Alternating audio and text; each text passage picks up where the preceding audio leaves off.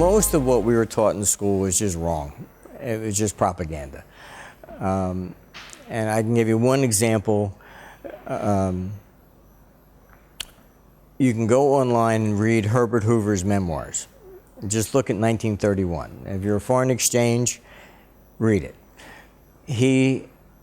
That was when Europe defaults, Asia defaults, South America defaults, and it drove the dollar up dramatically. It was a major sovereign debt crisis, of which Galbraith, no mention at all in his book. And so largely it was a socialistic agenda to blame the private sector, and nobody ever spoke about government defaults. I read Herbert Hoover's memoirs. He has all the documentation, letters back and forth between presidents, and I strongly recommend you read 1931. What he wrote there about how capital moved is exactly, just think about Greece in 2010, all right? He said capital, because Austria defaulted, and then it started moving from one country to the next.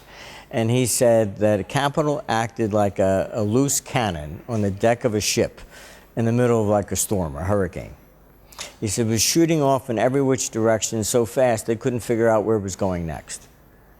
And that's exactly what happened with Greece. Those that don't have experience in trading, I can tell you the way it works. As soon as the traders get what we call first blood on Greece, then they look around and say, who's next? Oh, look at Spain, Portugal.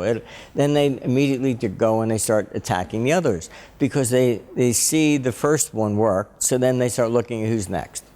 It's exactly what Herbert Hoover was talking about in 1931. So it's always this type of movement. And so largely what we have to understand is that the thinking process, when I was doing that book, I was reading the newspapers because I couldn't rely on any historical book because it was all propaganda. So I went and I was reading the newspapers each day. And when I wrote the book, I did it differently than normally. I actually quoted all the sources. I said, so you could read what I read. And what you see is that there is a difference in the thinking process before 1929. If interest rates rose, it was interpreted as bullish. Oh, okay, fine. Interest rates went up a quarter point. Good. That shows people are still willing to borrow. And if you look at it, every time interest rates go down, Japan, all right, crashed. Interest rates, 1929, they peaked at 6%, fall to 1%. Stock market falls 90%. 2007, down. Lower interest rates does not stimulate the economy. It is the differential that counts.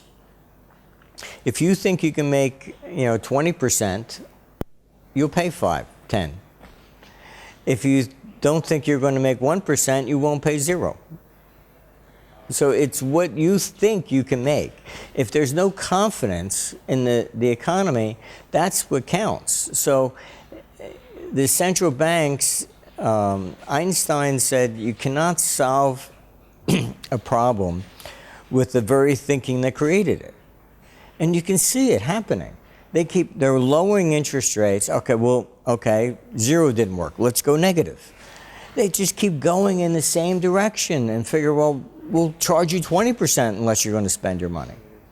I mean, they don't understand the economy.